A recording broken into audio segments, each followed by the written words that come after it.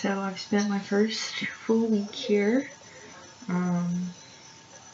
It's pretty good. Just trying to spend most of the week passive trying to meet more people or see the people I'd already met before. Some mix of familiar and new faces. Meeting those people, trying to learn more about the community, learn more about what is needed / wanted in the community. Yeah, so that's what I spent the majority of my week doing. And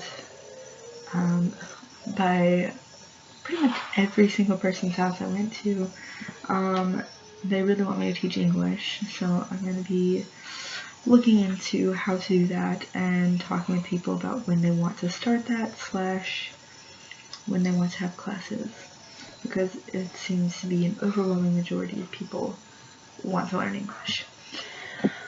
Don't necessarily particularly feel very qualified for that, mainly because I'm, still getting a grasp on the Spanish language, but, we'll see what happens.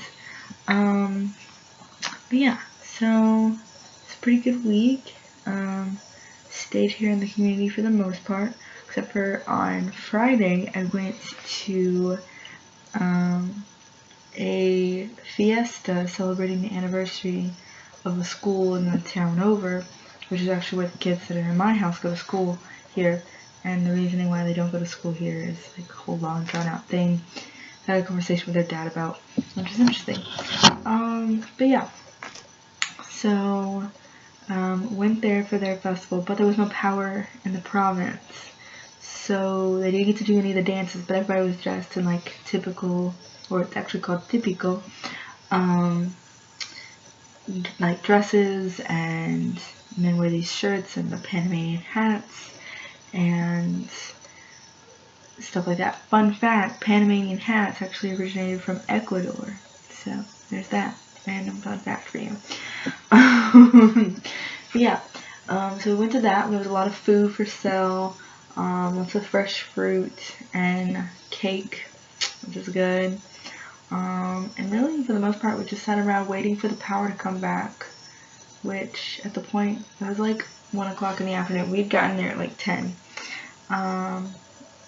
My family was ready to leave, and then like basically as soon as we were like, well, not as soon as, but like while we were waiting for the bus, the power came back on, but everybody was already like dismantling everything because everybody was ready to go home, as we just spent 3 hours waiting for power. Which I'm not 100% sure why they couldn't dance without power, because like they had a generator running that played music, so like couldn't they just like play the music that they were gonna dance to? I don't know. Either way, they didn't dance because of the power. I don't understand that, but there's a lot of things that I don't understand, so there's that. But yeah, it's been, like I said, spent a lot of this week just trying to like visit people, understand the role, everything.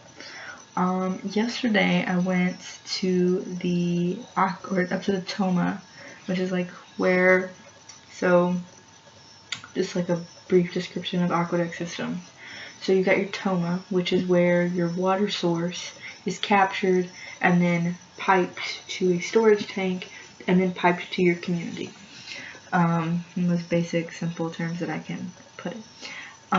So I went up to the Toma, which normally in Panama, and what Peace Corps recommends making, is tomas from ojos, which are just like spring sources that come out of the side of mountains and everything. But this toma was built like 30 something years ago, so it's a quebrada source, which means it comes from a creek. And creeks are not bad. The problem is just that in the dry season they dry up much quicker because they're directly exposed to sunlight. They also have a greater chance of being contaminated, once again because they're open sources. And yeah, so they're just not, they're a fine source, they're just not as good, especially in this climate. and whatnot. So I was wondering why they were having problems with their water in the dry season, and now I understand why. Because they have a quebrada source, which means it can easily dry up. So we may start looking at ojos and possibly building an aqueduct. I don't think I'll be the person doing it, maybe like the second volunteer, but like looking into that as a possibility. Plus, I'm not 100% convinced that's necessarily the best route, and whatnot. So we went up there yesterday, but they were also building a fence, to go around the aqueduct to like keep animals out and everything, which is a good idea to have because, I mean, there's a lot of roaming animals, especially cows. It's not good if they step on your pipes and break them, or they step on your toma and break it, or mess with your water source, because once again, any defecation, human or otherwise, into your water source is not a good thing. So if you got animals just running around right there next to your water, not a good plan. It's about that contamination I was talking about. But we also looked at, or I looked at the Toma and kind of like looked at the leaks and stuff and see what we can do about that. And then also they want to add a filters and some air release valves. So we're gonna look into those things as possibilities, and how to do that. And yeah, so did that. It's been kind of more of a restful, getting into the groove of things week, just trying to like figure everything out, because Peace Corps is definitely a choose your own adventure kind of job, where I don't have like the set 9 to 5 schedule, or even, I don't even have a schedule. I have, here's some things that you can do, here's something you have to do after 3 months, but how you do it is up to you. Just make sure you give this presentation and do this analysis in 3 months. And yeah, so it's not really like, I don't have to sit here and every week go and do these certain tests. Like, I personally set myself up with goals just so that I have something to work towards, and it's not just constantly like, oh, I'm wondering through life, what am I doing? But I don't have to do it like that. I can really, like, it's a choose your own adventure thing. This is just how I'm choosing my adventure, with goals and lists and rules and schedules. So yeah, I generally pass AR from about 10 till about 5, which passing AR, like, it's not hard work. It's just kind of awkward sometimes, because like in America we don't do that. We don't just like drop into people's houses. That's considered rude. But here it's so normal. And you don't always have to talk. But they do, like, some houses are more talkative than others. Like, I went and visited this one family, and the little boy, like, the mom and grandma that were home, they didn't talk to me, like, hardly at all. But there's the son, oh my gosh, he's like 7 years old, so he talks a lot. But he just cracked me up, and I love him. And every time I see him, he's like, "Hola, Shelby," and like, it's so funny. He's always correcting adults on the pronunciation of my name, because my name is not. They don't do, in Spanish, there is no sh sound. There's cha with ch, so I typically get called Shelby. But the kids usually do pretty good with my name, and he's constantly correcting adults on how to say my name. And he's adorable. But he spent the whole afternoon asking me a million questions in English, asking me what my favorite fruit was, what my favorite animal was, if I'd ever seen a tiger, like, just like all these things. And it was so funny. And he was teaching me Spanish words, because like he would be like, "Oh, have you ever seen this?" And I'm like, "No, what is that?" And then he would like explain to me what it was. Sometimes I understood what he was saying, and sometimes I was like, I've never heard of that. But yeah, so, but sometimes I go and visit people and I don't really talk to me much, which is fine. More about getting my face out there, people knowing who I am. Sometimes I try to ask people questions, but sometimes they're like really shy, especially like some of the, not like children, but like preteen teenagers. I don't know if it's because I think I'm like their age or what, because like most people are like when I tell them I'm 24, they're like, wow, you're much older than we thought. And I mean, I get that in the US too, so I'm not really surprised by it. But yeah, so I don't know like what it is, but they are typically like much more like don't say much to me. It also could be that like weird gringo, it's not cool to like the gringo, you know, thing. I don't know. I really don't know. These are just my suppositions in my brain. So yeah. But yeah, one thing I did accomplish this week is getting my room organized to where I actually have like a floor and somewhat semblance of like a system of where things are supposed to be. Storage bins are coming in handy. Still need to get a laundry hamper, but I'm going to Panome this week to go grocery shopping, so I'll go get one of those as well. Yeah, been able to talk to people a little bit, cause I've been stalking the school, using their Wi-Fi. When I say stalking the school, like I just stay outside the school and use the Wi-Fi, so sometimes people are there, sometimes they're not, you know. Panamanian and school schedule is very different. So you know, in America, like, if you don't show up for school, like, that's like, not acceptable. Like, kids choose just some days they're just not gonna go, or parents choose they're not gonna send their kids. And then there are days when there just isn't school. Like, so school runs typically Monday through Friday from like 8 until like 1. So it's not even like a long school day. And when like the school in my town only goes till 6th grade, so if you go past that, then you have to go to like another town to go to that school. But they're like frequently like teaching seminars, and so sometimes certain classes won't have class, or like for whatever reason, or they're just like the day the power's out, there's no school, which that makes sense. There's no power, like, you know, whatever. I mean, technically you could still have school, but just like for whatever reason they don't. And yeah, and so it goes from like, it starts in March, goes till December, because summer here is from like December to February, so that's summer. So right now we're in winter, we're the rainy season, which is cooler, and yeah, which if you know anything about Panama, it's not really cool. Okay, it's like 85-90 degrees every day with humidity, and of course rain every day. Of course when it rains, actually it does like get más fresco, which is pretty nice. So it's not like blaringly hot, and the sun's not out like a ton, so like sometimes it's just really the humidity that's, you know, over bearing and oppressive. But I'm used to that because, you know, Alabama, New Orleans, they're all pretty oppressive as far as humidity goes, especially in the summer. But yeah, summer is coming in December. Yeah, summer starts in December, and that's the dry season, and that's when it gets hotter. But I'm told there's no humidity, and there's like more possibilities for breezes. So we'll see how it feels when I'm in summer. So yeah, just fun things about this country that I live in. But even though I get to watch the game, found out my team won yesterday, so beat Ole Miss, killed them, and my alma mater, UWA, beat Shorter, so it's pretty good. And I also heard they beat UNA, so, you know, I'm just like catching up on things más después, after they happen. Which actually después means after, but whatever.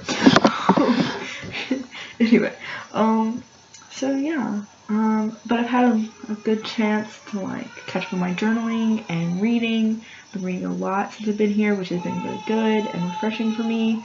Some of it like, you know, for fun books, and some of it's like, well, actually I consider all reading for fun, so that's like a lie. Okay, some of it's fiction, some of it's non-fiction, I guess I just did. But yeah, I really enjoyed being able to read more, and yeah, it's been really nice. I've been able to read and just enjoy hammock time. I love that hammocks are a thing here. I love hammocks, and I love being able to lay in my hammock every day. And it's like a completely normal thing. Like, if you just want to like lay in a hammock, like every house you go to is gonna have a hammock, and they're gonna be like, hey, do you want to lay in the hammock? And I'm going to be like, yes, I do. Because hammocks beat chairs every single day, in case you're wondering. And whenever I come back to the States, whenever that is, to live again, then I will definitely be having hammocks as part of my life. Because, yeah, hammocks are the best way to live life. Yeah, I'm telling you, I've eaten more Spam in my life in these last few weeks than I've ever eaten Spam ever. Mainly because my parents didn't feed me Spam as a kid, which I'm so thankful for because I don't see the hype. But you know, that's just me. Yeah. Also eating lots of rice, but I can't decide if I like rice or Spam more. And I think rice has a subtle edge over Spam because, I just don't understand the craze for it. But I have also gotten to eat fish, which has been nice. And I've like bought broccoli and cucumbers and like some stuff like that, like vegetables for my family as my part of my contribution. We had those, and that was a nice welcome addition because, like, okay, vegetables, some vegetables are a thing here, but it's a lot of the starchy vegetables like corn and potatoes and yuca and more corn and potatoes and more yuca and carrots. And that's about the extent of the vegetables. So, and some of them are not accessible. It's just that people don't buy them, grow them, any of those things. So I was like, I'm gonna introduce some diversified stuff in here. I also did vegetable pasta, which I liked. I'm not sure how they felt about it, but I liked it. But yeah, having cucumbers and broccoli as part of my diet is pretty nice. And I'm sure my mom watching this is like, yeah, my child finally likes broccoli. But it's only because I've been forced to eat. Actually, no, I liked broccoli in the States and as a kid. But, but just like constantly eating so many starches and so many like of the same things. Like, there's like, we take for granted in America how, like, if you want to eat a different ethnicity of food each night of the week, you can. And if you go to the grocery store, you can also make that kind of food. Here, like I said, there's an entire aisle devoted to ketchup, an entire aisle devoted to rice. Like, there's just not the diversity here. And like in Panama City, yeah, you can find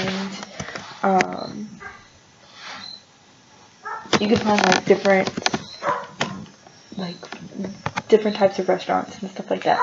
But like in people's houses, as far as what people cook, like, no. Pasta's about as crazy as it gets. And yeah. So I am trying to spice up my diet by buying vegetables. Oh, I also bought mushrooms.